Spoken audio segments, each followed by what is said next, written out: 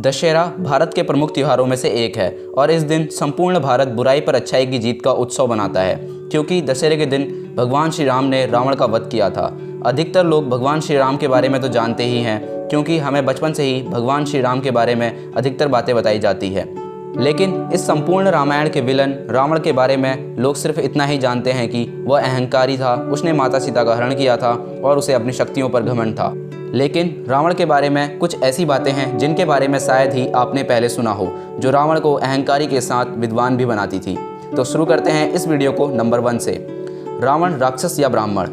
रावण को आधा राक्षस और आधा ब्राह्मण माना जाता है, यानी रावण ब्राह्मण और राक्षस कुल दोनों का था, क्योंकि रावण के पिता विश्रवा एक ऋषि थे, जबकि माता कैकसी राक्षस कुल से थी। नंबर 2, रावण को रावण नाम भगवान शिव ने दिया था। दरअसल जन्म के समय रावण का नाम दशनन था, जिसका मतलब होता है 10 सर वाला। एक बार जब दशनन को अपनी शक्तियों पर अहंकार हुआ तो वह कैलाश पर्वत को अपनी जगह से हटाने का प्रयास कर रहा था।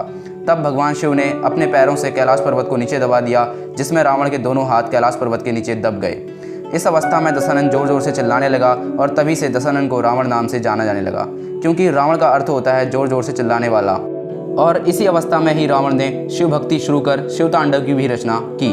इसके बाद रावण भगवान शिव का परम भक्त बन गया। नंबर 3, जब रावण ने बनाया था शनि को बंधी।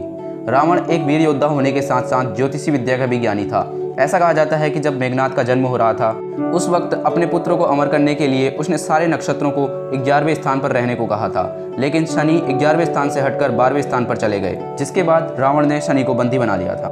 नंबर 4, रावण ने ही की थी रावण संहिता की रचना। रावण संहिता हिंदू ज्योतिष शास्त्र की एक बहुत महत्वपूर्ण पुस्तक मानी जाती है, और आपको ये जानकर आश्चर्य होगा कि रावण संहिता पुस्तक की रचना रावण ने ही की थी। इसके अतिरिक्त रावण ने कई कविताएं और श्लोकों की भी रचना की थी। नंबर 5, चारों वेदों का ज्ञाता, वीणा बजाने में भी था महान। रावण को चारों वेदों का ज्ञाता कहा जाता है। समवेद, ऋग्वेद, यजुर्वेद और अथर्ववेदों का रावण को संपूर्ण ज्ञान था। इसके अतिरिक्त पौराणिक कथाओं के अनुसार रावण को वीणा बजाने में भी महारत थी। रावण वीणा इतनी मधुर बजाता था कि देवता भी उसका संगीत सुनने के लिए धरती पर आ जाते थे। नंबर 6, कुबेर से छीनी थी सोने की लंका। सोने की लंका का निर्माण विश्वकर्मा जी ने किया था, लेकिन लंका पर रावण के सौतेले भाई कुबेर का कब्जा था। जब रावण ने कठोर तपस्या कर कई शक्तियां अर्जित कर ली, जिसके बाद रावण ने कुबेर से सोने की लंका छीन ली। इसके साथ ही उसने कुबेर का पुष्पक विमान भी छीन लिया था। ऐसा कहा जाता है कि उस विमान का आकार कभी भी बदल जाता था और वह मन की गति से चलता था। नंबर 7, जब रावण ने राम के लिए किया था यज्ञ। ऐसा कहा जाता है कि जब राम सेतु का निर्माण चल रहा था, तब भगवान श्री राम ने महादेव की आराधना करने का निश्चय किया, जिसके लिए उन्होंने यज्ञ की तैयारी की। लेकिन कोई पुरोहित न मिलने के कारण उन्होंने स्वयं रावण को ही यज्ञ संपन्न करने के लिए आमंत्रित किया। रावण शिव का परम भक्त होने के कारण वह इस यज्ञ के लिए मना न कर सका और रामेश्वरम पहुंचकर भगवान श्री राम के लिए उसने यज्ञ किया।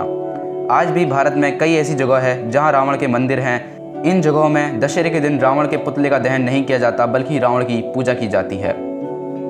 इसके अतिरिक्त नवरात्रि या दशहरे से जुड़ी अन्य जानकारी या बेस्ट विशेष इमेजेस के लिए आप हमारे ब्लॉग factjilla.in को भी विजिट कर सकते हैं। अगर आपको यह वीडियो पसंद आया तो इसे लाइक और शेयर करना ना भूलें। इस तरह की अमेजिंग वीडियो देखने के लिए चैनल को सब्सक्राइब करें।